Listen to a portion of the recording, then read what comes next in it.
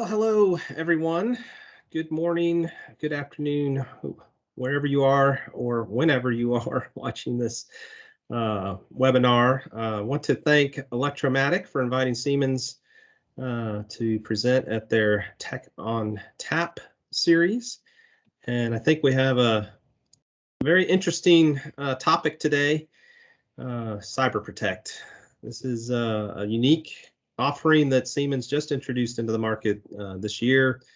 It is patent pending and trademark pending already. We think that it's unique from multiple points of view. First, it is OT centric in that we really worked on making sure that OT folks that are comfortable with PLCs, automation, can feel comfortable with setting the system up and maintaining it over time, because this is also very unique in that it allows actual physical actions to be taken based on the detection of a cyber threat. So Wayne Cantrell is the inventor of SIBERprotect, and he's a senior principal systems engineer with Siemens Government Services or Technologies. He's been with Siemens in one form or another for about 39 years. So he's the one that was responding to a ransomware incident, and after countless hours helping them on the floor in person, came up with this idea. I am Chuck Tommy. I'm an IT/OT networking and cybersecurity consultant with Siemens. I've been here only about 2.5 years. But I've got 25 years experience in the integration world, integrating both discrete automation and process automation. So been interested in the cybersecurity side of things since a little before the Stuxnet era, about 2009-ish or so. So today we're going to hit about 4 sections here. We're going to talk about the current OT cybersecurity landscape, kind of, why do we care? Why does SIBERprotect offer something new in the OT cybersecurity world? I'm going to dive into SIBERprotect and do a detailed introduction to that technology. We're going to have a little video demonstration of it actually operating, and then we're going to take questions. So let's get moving. The current OT cybersecurity landscape. So why do we really care, right?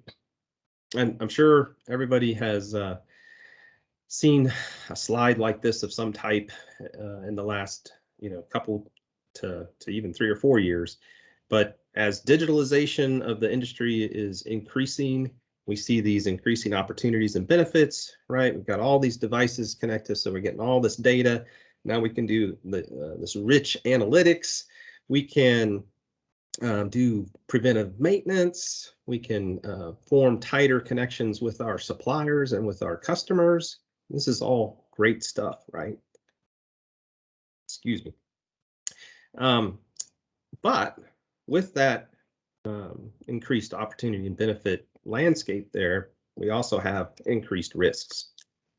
And these risks have been around from the beginning, right? This timeline only goes back to 1988 and really doesn't show anything there. But even back in the original internet days, we had issues with worms and other kinds of attacks on the network. At the time they were really research, right? They didn't know what they were doing, but they were trying things out, and it ended up shutting down the network oftentimes. And now they understood, and they also pointed the way for the bad guys. Unfortunately, they saw, oh, there's ways that we can affect this network, and we can do that for our own devices, right?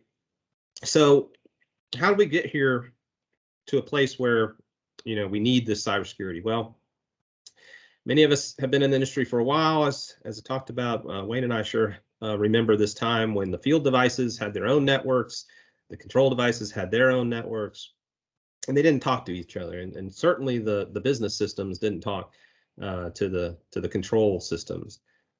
But then over time, we discovered how useful this thing called Ethernet was. And we started connecting things, because once you put control systems on Ethernet, then and the enterprise had already adopted that early. Now they're like, oh, well, I can just pull data up here and put it in my spreadsheet with one little OPC call. And so they started doing that. It made their reporting easier. It made their updates to the business much quicker and faster and more real time and more accurate too.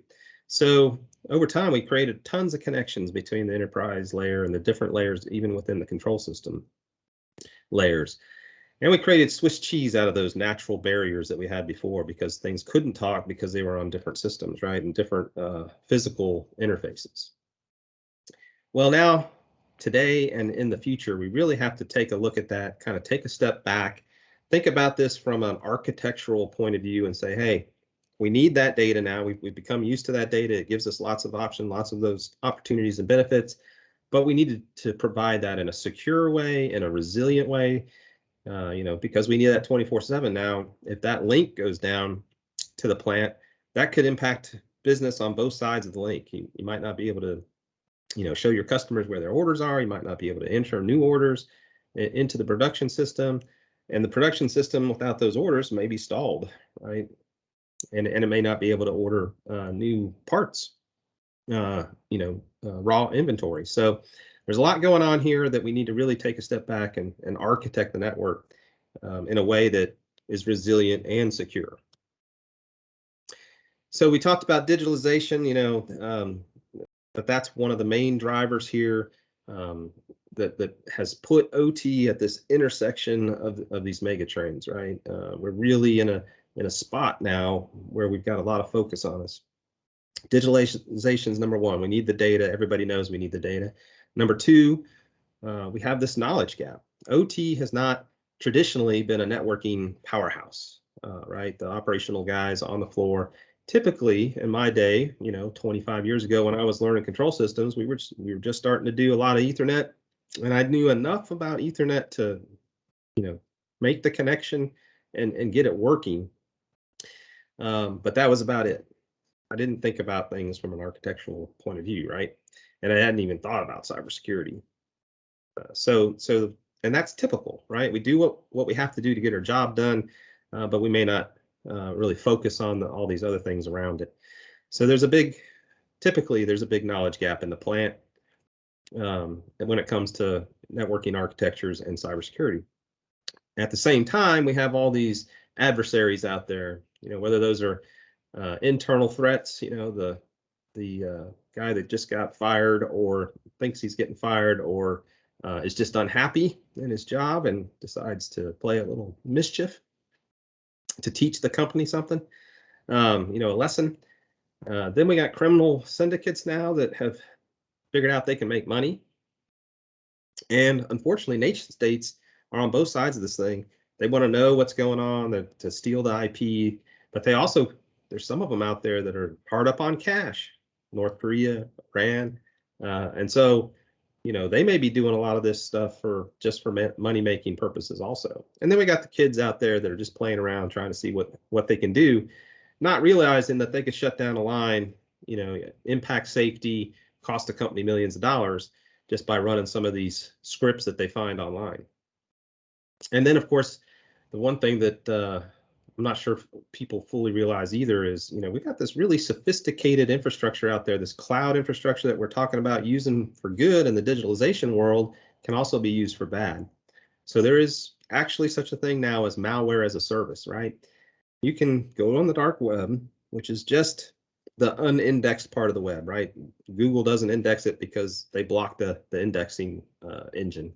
But it's just a computer on the internet. And you can go out there if you know where to go, and you can contract for a ransomware hit. Say, hey, this is the company I want to hit. Here's what I think the vulnerabilities are, and they'll give you a cut based on how much you help them, get into the network. So if they get $1 million, you might get 40% of that. So malware as a service is a real thing. They're using AI. They're using all kinds of databases out there to look at, and this is very interesting. They're taking all the breaches that have happened in the last 15 years, and all that data doesn't go away. And even if back 15 years ago, people were doing the right thing and they had encrypted passwords, now they can break those passwords because they were probably encrypted with very, very weak encryption. Well, nowadays weak. So they're breaking all those passwords and all that encrypted data from the last 15 years of breaches. And then now they have this treasure trove of passwords to try, and now they can link those passwords with emails and find, hey, Chuck Tommy 10 years ago used "Hello Dolly," as his password. I wonder if he's still using that, or at least some version of that. Maybe it's "Hello Dolly 2021," or "Hello Dolly 123 exclamation point." But they can really mine that data and get much closer to what you might be using as a password. So there's lots of things that they can do these days to leverage all the cool things that we're doing in digitalization. Of course, ransomware is run amok, right? If you can't listen to the news for a week, mainly these days, without hearing something about a new ransomware attack. And it's just getting more sophisticated. As we talked about, this nation states, we got organized crime, and we got just people playing around out there too, unfortunately. But they've figured out how to deliver ransomware via USB sticks, via normal everyday viruses, man in the loop, where they're actually, doing the CIA NSA thing, hacking into a system, and in fact, that's kind of the worst version now. Is once they get into a system, is they now get a person to go in and do some reconnaissance, figure out what company they've gotten into, how big is it, how much can we charge. So the ransom have jacked way up because they now know, oh, this is Honda. We can charge millions of dollars. It's not some mom and pop manufacturer. So that's a major issue these days is how sophisticated they've gotten and how specific they've gotten when they implement the ransomware.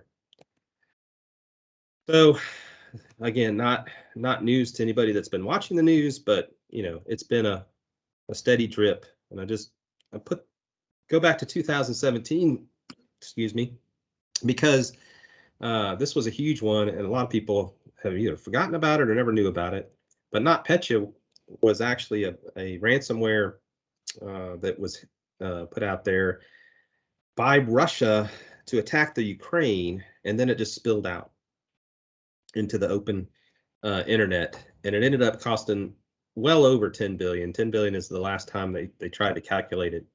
But Merck alone, the drug company, there's news reports of well over $1 billion just at Merck.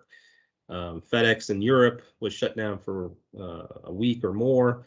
Maersk, the worldwide shipping company, was down for several days, was hard down, and then it took several weeks before they got back to semi-normal. So it's just amazing what can be done.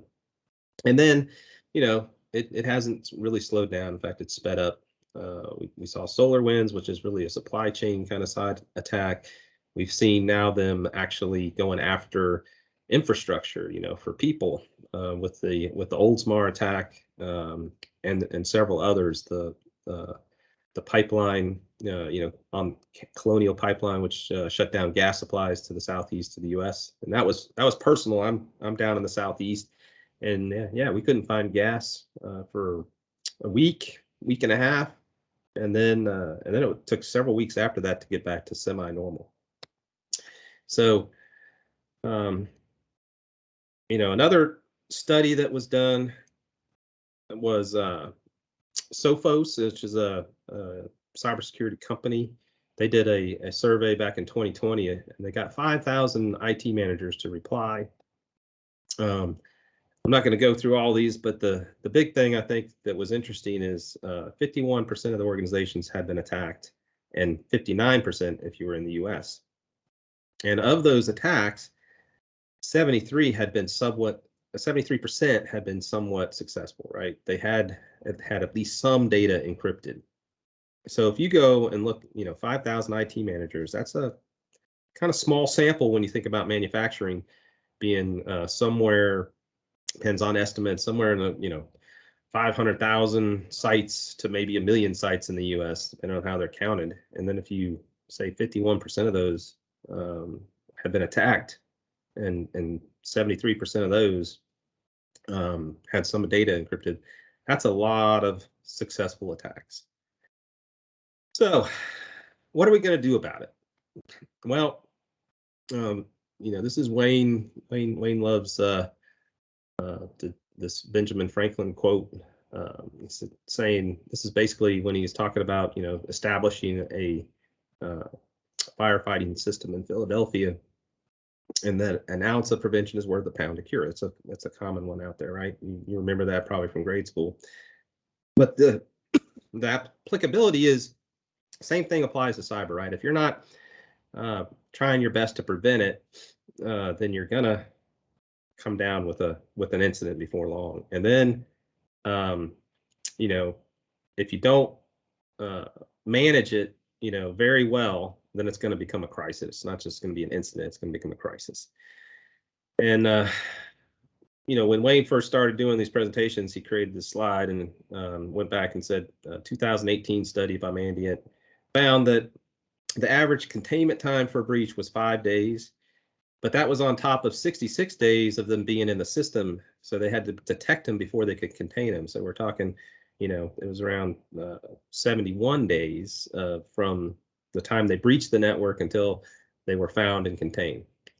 And I thought, well, that's kind of old statistic. I ought to update that for this presentation. So I found a 2020 report by IBM that says the average containment time in 2020 was 80 days. And the average time to detection was a staggering 228 days. This was IBM report. I've got the link down here to Varonis because the IBM report requires you to put your information in, but you can see the Varonis article that talks about it at this link.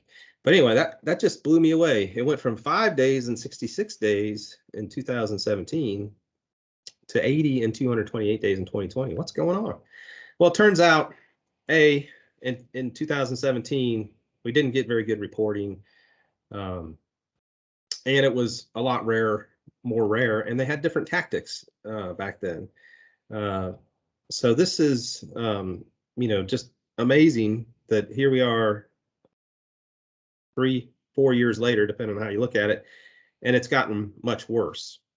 And that's because the pressure is much worse. There's many more actors out there that are trying to do this, and we've got not a whole lot more folks trying to defend against it. So the bottom line is incident response is important and required, but if you can do that automatically, then that's way better, because if you're having to do incident response, then your initial defenses have failed. And if you look at all those statistics, there's a pretty good chance that that's going to happen, it looks like. So what are we going to do about it? Well, SIBERprotect is a new option that was, again, just introduced this year, and it is very much focused on the operational technology side of things. It is an out-of-band, real-time operational technology cyber protection solution. That's a mouthful, but we'll go through that in much more detail. It allows automated responses both on the network side and initiating physical responses in milliseconds, right? We're using a PLC. We'll see this in a second. But this allows the OT system to be isolated automatically, or physical backups to be initiated automatically upon detection of a threat. Now, you don't have to do that. It's very flexible. You can maybe give somebody a warning after a certain level of threat, and then only apply the physical reactions and the quarantining or segregation of the network at a certain higher level of threat detected. But it gives that power to the OT folks for the first time that we're aware of. So how is this different than other what we call intrusion detection systems or intrusion prevention systems, IDS, IPS systems that are on the market? You may have heard of folks like Nozomi, Clarity, Dragos. And the point there is actually we can use those systems to inform SIBERprotect, But the difference is SIBERprotect then actually acts on that information and makes something happen in real time in the real world. So, there's a bunch of things here, but the key point is SIBERprotect is OT aware, and I would say it's not just OT aware. It uses OT technology. It's all the pieces of the system are previously vetted, tested, deployed systems that Siemens has used with customers for several years. And then we just put it together in a way that allows you to have this automated response. So some quick examples of where you might use a SIBERprotect system, and it could be used in almost anywhere. But the idea is, at a power plant, you could isolate the plant control system from the outside world if you get a certain level of threat detected. You could also use some of the digital outputs that the system provides to put the large circuit breakers, that are actually protecting the transmission lines. You can put those in manual.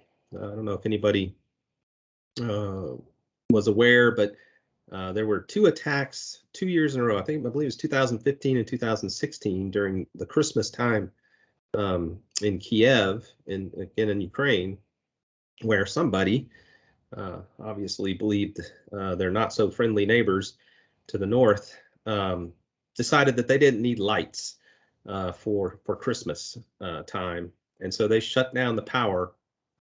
And of course, this is winter time too. In Ukraine, it's not the warmest time of the year, so not having power for heating is also not a good thing.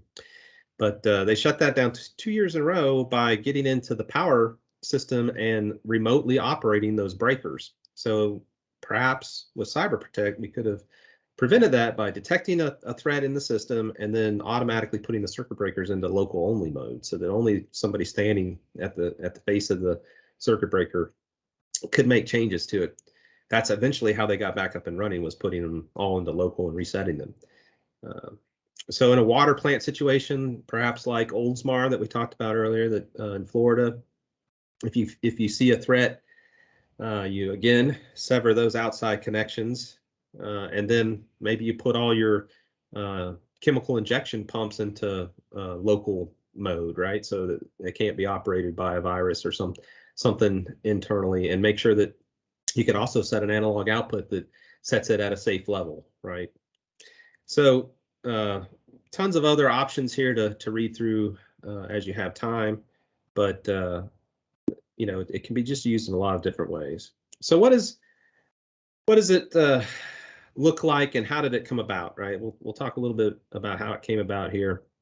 So talked about Wayne Cantrell earlier. He gets called into a lot of situations where things are not going well, and asked for help. And what he found was he was called into a customer of ours where they had a WannaCry ransomware worm that had been introduced to their system, and they were having trouble because it was shutting down not only the office side, but because they had a flat network, some of the operational stuff too was running on PCs. It was PC-based control system, and so they would, it shut down from ransomware. They would re-image the system, put it back online, and then it would get reinfected from somewhere else. So they kept having these issues because they never shut down everything completely. They were trying to run, as much as they could while they remediated it. Well, after 2 weeks and at least 2,000 hours, he thinks, between the consultants they called in, the Siemens people they called in, and their own folks working overtime, they finally got it back up and running normally. But this is what really got him thinking about what can we do to prevent this, because it was not a fun 2 weeks for him or any of the other folks on the project working the incident response. So what he came up with is SIBERprotect, and what he did is we used some of the intrusion detection systems that we already had on hand. In this case, Nozomi is a intrusion detection system that is OT specific, and it looks for different WannaCry, NotPetya, all these signature based, just like your antivirus. It knows what a WannaCry or other ransomware infections look like from traffic running across the network.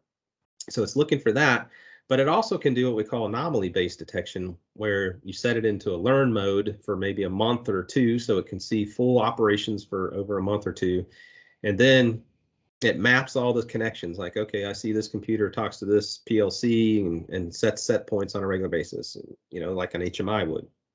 Or I see this computer do downloads to this PLC, like an engineering station would.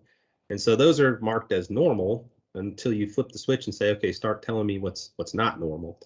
And then it will tell you, oh, here's an anomaly over here. Why is that HMI trying to download a program to that PLC? It should just be changing set points, right? And so that's an anomaly, and it'll set off alarm. So Nozomi does that. Clarity is another one that does that kind of thing. Dragos can now do that. So there's lots of OT specific intrusion detection systems out there now. So we make use of that, running on one of our pieces of edge networking equipment that can run IDSs or other programs. We use our Scalent security device, another instance of the intrusion detection system, because if you have isolation here between the business systems and the plant systems, like you should, according to all the current best practices and standards out there for OT cybersecurity, then this system might never see something that might have been introduced down here by a PC or a laptop that was already corrupted, or somebody bringing in a virus on a thumb drive, right?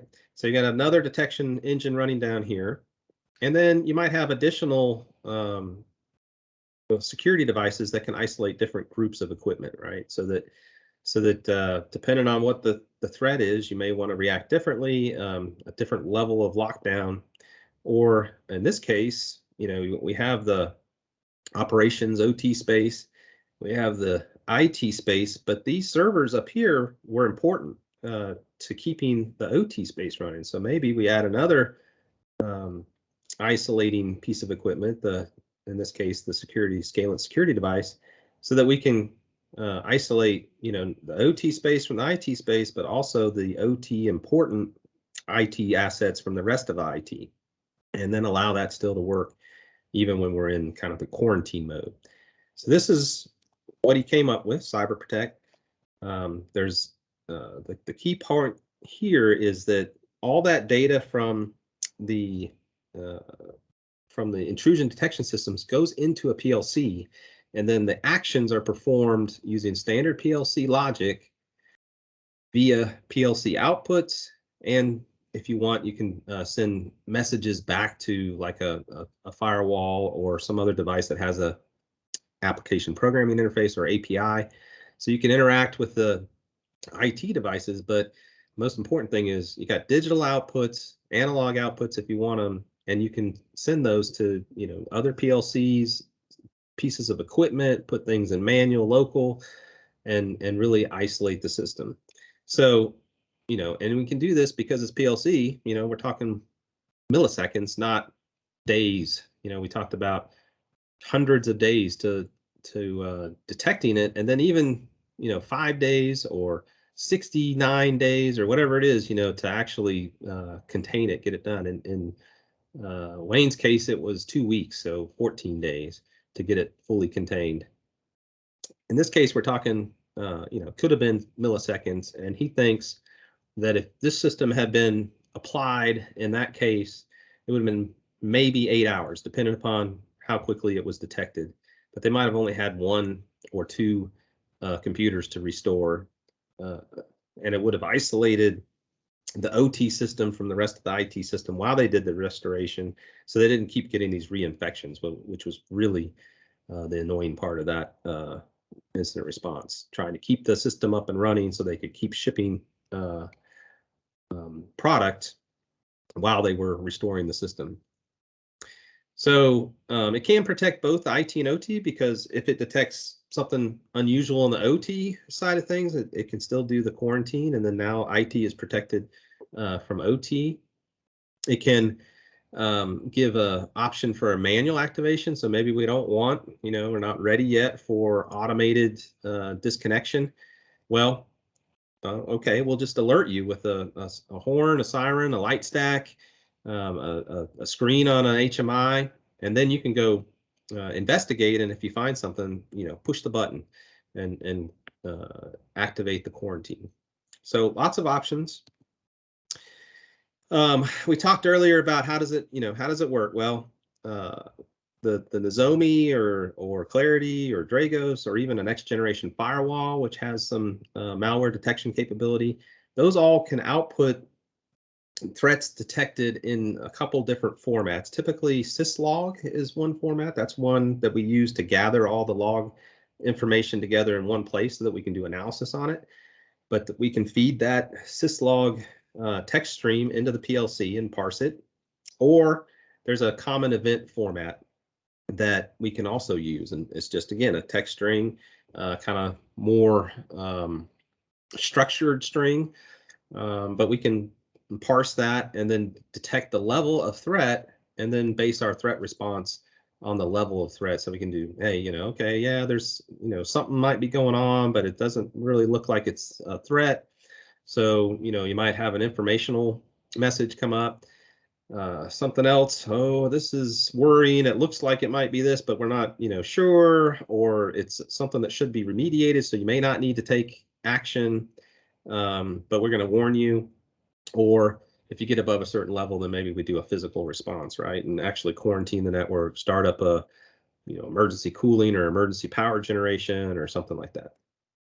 So this is the actual system, what it looks like. And the components of SIBERprotect are really this chassis here, which is one of our RuggedCom RX 1500 chassis that can run what we call an APE card, which is an application processing engine, which can run the Fortinet FortiGate firewall, and we can have two of those processing engines in this chassis. So it can be running the firewall, and it can also run the Nozomi IDS, intrusion detection system. And then via a segregated network, this is not part of the OT network, it's completely separate and isolated, we'll feed that data into the SIBERprotect PLC. And then the PLC will parse that data and via standard logic. You can write ladder logic, you could write structured text, you could write SFC, however you want to do it. Any of the standard languages will create a response. It could be, instant disconnection via an IO. So you may not know, Siemens has security devices, Scalent security devices, which are firewalls and switches in a common chassis here. And it has a digital input to it. And so we can fire the digital output on the PLC, turn on the digital input in the Scalent security device, and then that can change the firewall rule set to something that would lock down the system, create a quarantine system. So that's what we're showing here is we got multiple operation cells in the same plant that have an S615 in this case, or another SC firewall in front of it. And by using these digital outputs, not across the network, which might be compromised, we can then tell this cell to go into local mode, or maybe instead of just totally locking it down, we just tell it, okay, you can only now talk S7 protocol to this PLC. No other protocols allowed. And then, that allows local operation still and some external monitoring possibly, but it locks down everything else, keeping, a ransomware that uses SMB v1, some protocol that should have been disabled a long time ago, but it would block that then, and then nothing else it would stop the propagation. So that's the idea, and it's instant response. And then this one is showing, hey, we can isolate still this emergency response equipment here, but this could be where we hey, turn on, extra ventilation fans, cooling pump, turn on emergency power, or maybe this allows you to, go into some kind of lower speed or lower temperature operation, depending on what your process is, right? And then we also show in a data diode here, which allows data only to flow in one direction. And it does that physically by blocking a connection. There is no way that data can go the other way. And we provide that so you can actually monitor the system without allowing anything to attack the system. So this is a way that the system could send an SMS or an email alert to the outside world without using the network that could be compromised already. So that's the SIBERprotect architecture. I'm going to check real quick, see if we have any questions. If there are any questions, please type them in the chat, or feel free to, if you don't mind being recorded, feel free to unmute and ask a question. Be glad to answer any questions. I've got some more presentation, but I want to make sure you know that we're open to questions. I don't see any right now, so we'll go back to the presentation. So what kind of protocols can we monitor, right? Well, that's really only limited by the intrusion detection system that we're using. And I don't know if you caught it earlier, but we can use multiple intrusion detection systems. It's just looking at those threat alerts and parsing out what the threat level is. So we could have multiple systems running. In this case, Nozomi can look at all these different protocols. And this is, the current set. If you find one that you're using that's not listed, Nozomi is very responsive, and I'm sure they can get it added to the list very quickly. And look at the number of vendors and the different protocols again and this is for FortiGate. So this is a different set. Lots of overlap here. So if one doesn't catch it, another one very likely might catch it. Here I'm just saying again, we can take from multiple vendors and make sure that, if there's maybe a gap in coverage with vendor A, there's a good chance that vendor B and C might catch it. Another thing that SIBERprotect enables is the system that we just kind of went through really talks about a plant, right? But we've already designed and are in discussions with deploying. Hasn't actually been deployed yet, but an enterprise version that covers multiple plants. And so you can use, threat detection of multiple sites. Even around the world, you might detect something going on in Europe and then increase your kind of threat condition level across your whole global footprint, right? Not shutting down processes, but perhaps isolating the processes to a minor degree. And again, doing this in milliseconds versus waiting for the IDS. In a typical system, the IDS might fire off an alert to the IT guys that are monitoring, or a managed services enterprise somewhere. So they get the alert. Somebody has to be looking at those alerts. Maybe they look at them every hour. Maybe they get a text and they get to it after lunch. They look at the threat and say, "Oh yeah, this is something interesting. Let me call my OT networking guy and see if he's seeing anything unusual on the network." Okay, well, maybe we ought to change some firewall rules. So it could be hours, it could be days, really, before somebody gets around to looking at all the logs or actually gets a hold of the person in the plant to really investigate it. So this is a way to take action immediately if desired. Again, it can be based on, maybe you only do a warning and then you wait for somebody to manually hit the button, but at least the warning is immediate and it's known on the plant floor with the horn, with the light stack, and an HMI to tell them what's going on. So you can then now roll that out and use that kind of detection capability across your global footprint to inform your global operations.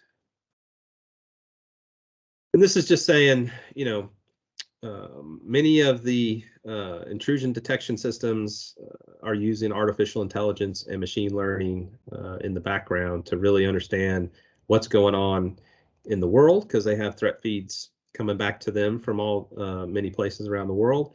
And then also they're doing it on a smaller basis on each individual install, so that they can, just like virus detection, excuse me, virus detection today, uses heuristic algorithms to try to identify something that looks a lot like a virus, but may not be an exact duplicate of something they've seen before. Same thing's going on here with artificial intelligence and machine learning. So let's get into some more details of what does it really look like. This is the RuggedCom RX 1510 chassis, where we can run, this is one of our APE cards, our Application Processing Engine cards, APE. And it's really just a 4-core computer, PC, that runs in the chassis, has access to the backplane, so it can see the traffic, and it also has an external Ethernet port. So we're running Nozomi on this one and a FortiGate on the other one, which is the main firewall between the IT and the OT side of things. So it's looking at all the traffic coming in. Nozomi's looking at all the traffic on the local segment. And then if they detect something that's going to come out this port here, which is isolated on a separate network, not connected to the rest of the network, going to the PLC. And then you can also have multiple switch, just standard switch ports in the same chassis. So this message comes out and goes to in this case, in this case, we've got a separate server that's logging all the data to, just as a kind of a backup log. But the main thing is it's going here to the PLC, which also has a firewall card in it. It has a CP card with the Ethernet port with firewall. So only messages from this port with this IP address, and we could lock it down to the MAC address too, but only messages from that device will be accepted. Now, if there's multiple devices that are feeding, then we got to, set up the firewall here to accept those messages from multiple devices. But that's another way to lock down this network. So even if somebody got on this network physically somehow at the plant, it would be nearly impossible for them to take over this PLC and either shut it down or change its rules. And then here's a version of a syslog viewer that's showing you as the threats come in. This would be running up here on this forensic server, showing what the threats were as they came in, what messages were being disseminated by the Nozomi software here. So I talked earlier about priority. Right now, syslog messages have different levels of priority built into them. These are part of the standard. This came, you can look at Wikipedia and get some more information on syslog. But we're just taking these standard severity levels and then grouping them into, with some kind of comparison block, grouping them into which ones are going to cause which actions, right? So standard PLC logic processing, nothing new there. The new thing is that we're using standard PLC logic for the response to a IDS detected threat. And then we will fire off, hey, everything's fine if we've got no threats detected, yellow if we've got a low level or warning level threat, red if we're going to do something active, and then a horn and to let everybody know.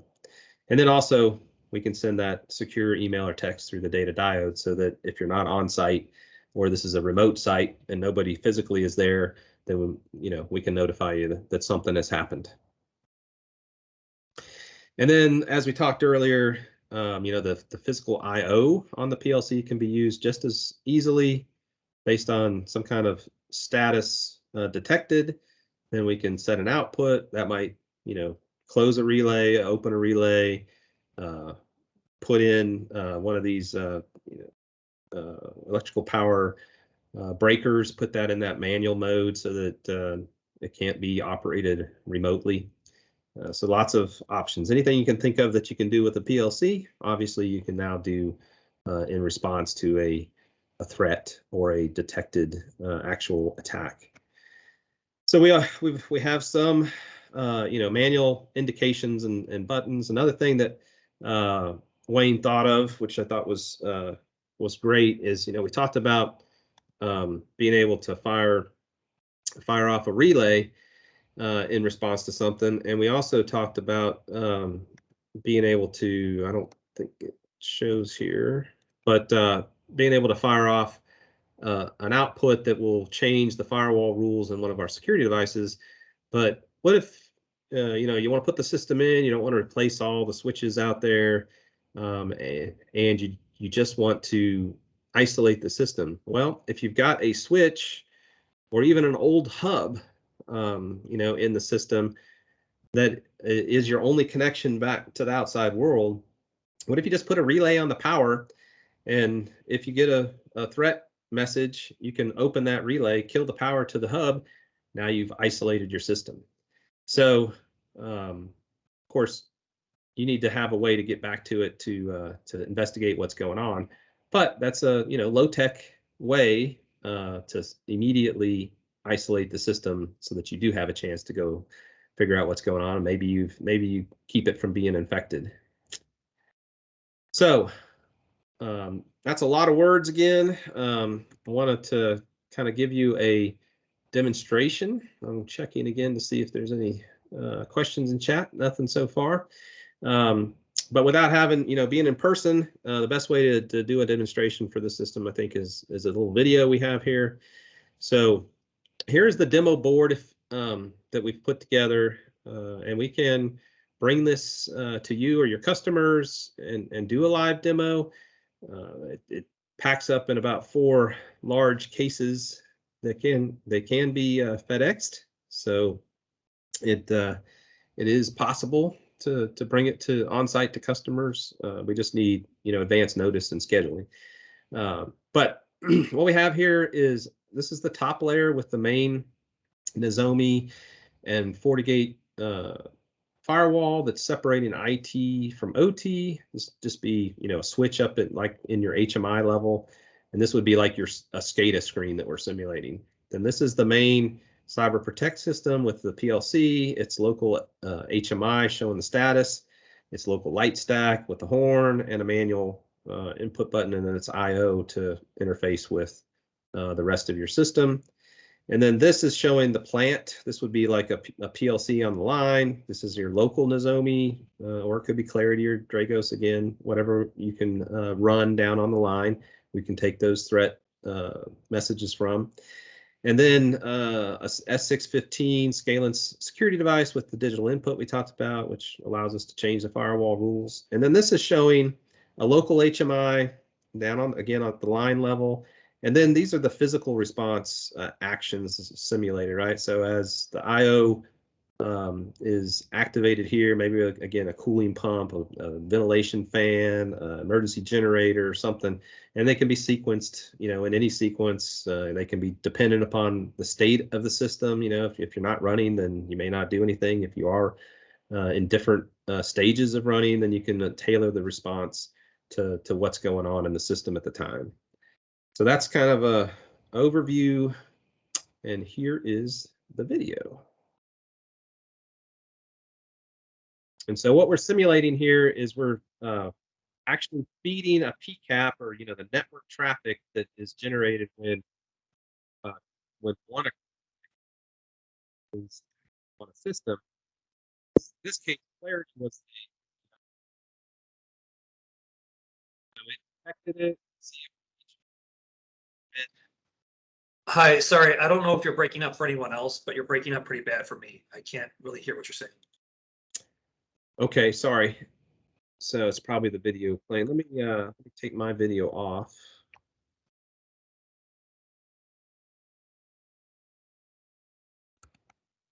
And let's start this over. Is this better? So what we're going to see is the WannaCry virus network traffic played into the network. Then Clarity detects at high priority. See the red right pop. And then we'll zoom in here on the screen, showing Yeah, it seems like you're starting to break up again. All right, I'll let it just play then, and then I'll describe.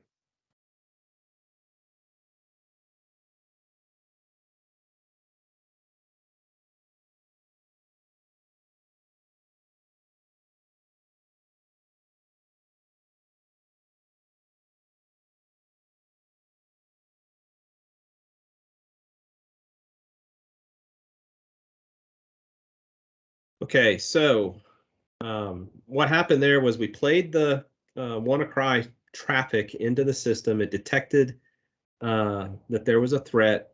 In this case, it uses the Eternal Blue, which was one of NSA's hacking tools that got released to the world. Thank you, NSA.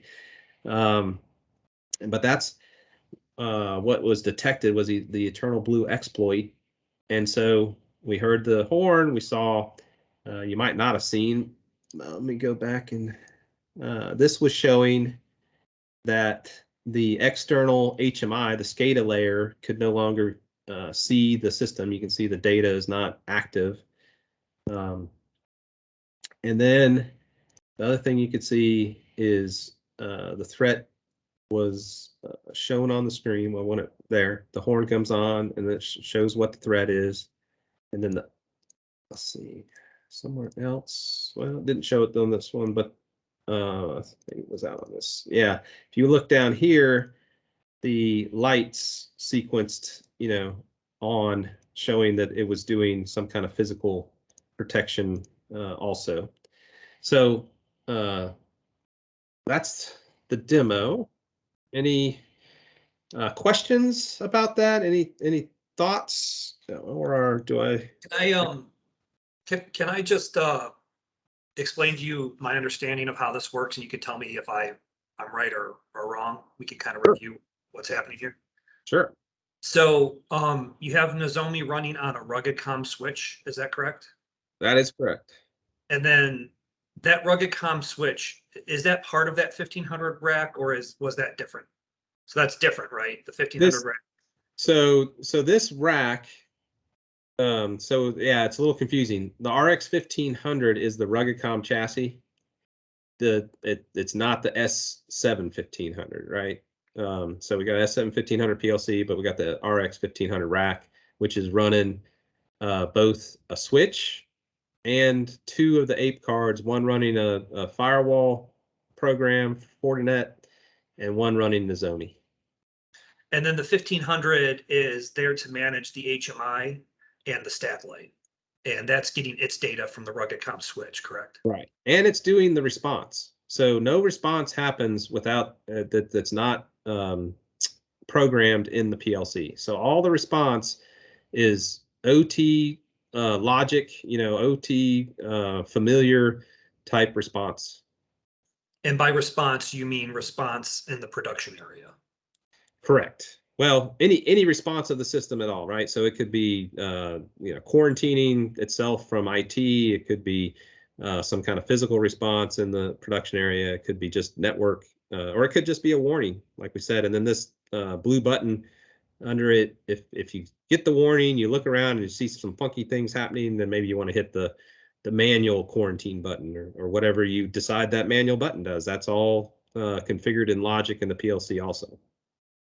But that network quarantining happens in conjunction with the rugged comm switch. So the 1500 will have some event and send like is it a TCP/IP message or like IO to one of the rugged comms input points? So it can happen multiple ways. We could have an S615 up there and use an output to sever that outside connection. In this case, we are feeding back to the FortiGate a message to change the firewall rule set. Okay, perfect. Got it. Thank you. But the PLC again is driving that action. It's coming from the PLC, not it's not happening up here in the chassis, which is what in the past our IT brothers and sisters trying to help, but it's opaque to the OT side of the house, right? We don't know what's going on up here. So in this case, all that action is taken in a PLC with standard logic. Any other thoughts or questions? All right, so just a quick recap, and we just talked about this. What's the newness? What's different about this? One, fast response times. Secondly, it's actually doing something. It can, and it's independent of the network. It's what we call out of band network, so that there's no way for an attacker to compromise the protection system. It uses, the OT logic, so OT folks can support it. They know what it's going to do. They can change what it's going to do if they want to, based on their OT cybersecurity program. Hopefully, they have in place, and how they are measuring their threats and what their desired actions are. Yet IT understands it because it's using intrusion detection and firewalls to alert the PLC, and even on the back end, maybe changing firewall rules or whatever, to respond to it. But it's definitely OT centric, but IT should understand it and appreciate that it's using the latest technology to provide that protection. And another thing is it has multiple threat feed capability, right? So we can take feeds from one or many. The only limit on the number of devices that we can take a threat feed from is the size of the PLC. Right now, we're showing the 1518 PLC, and that allows like 374 connections, I think, on the IP, on the Ethernet interfaces that it has.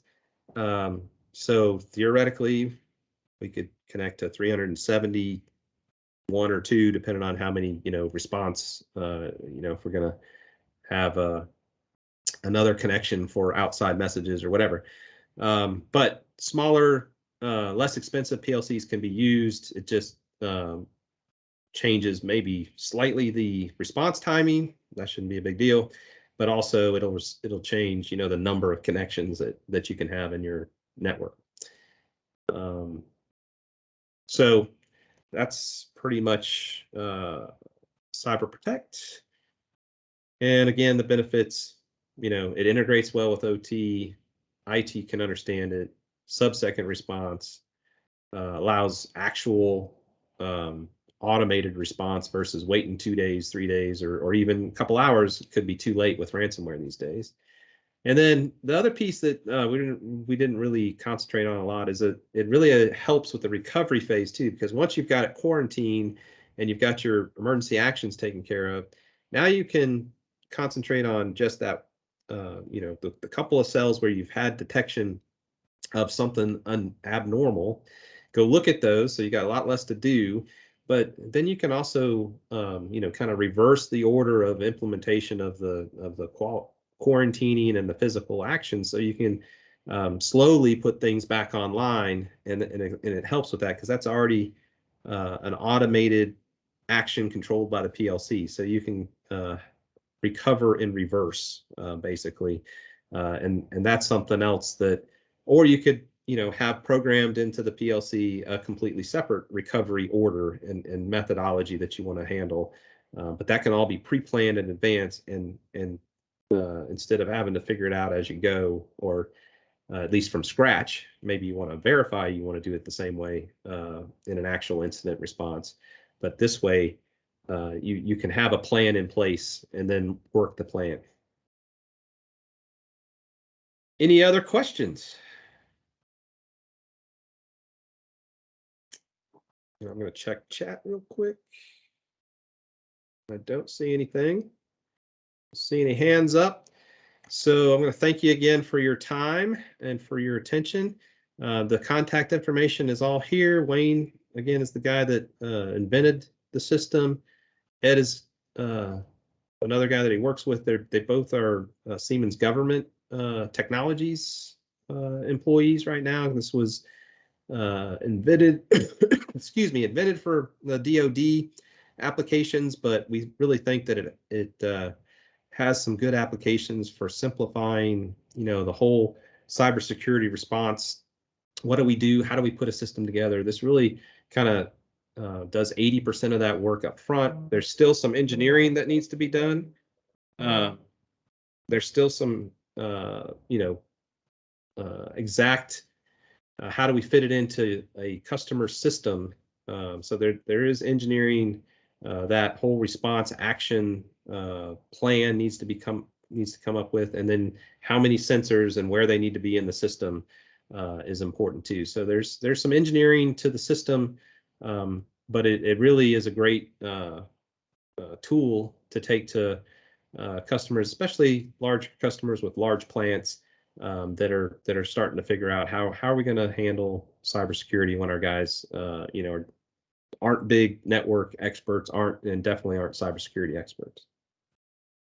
So thank you, and have a great week.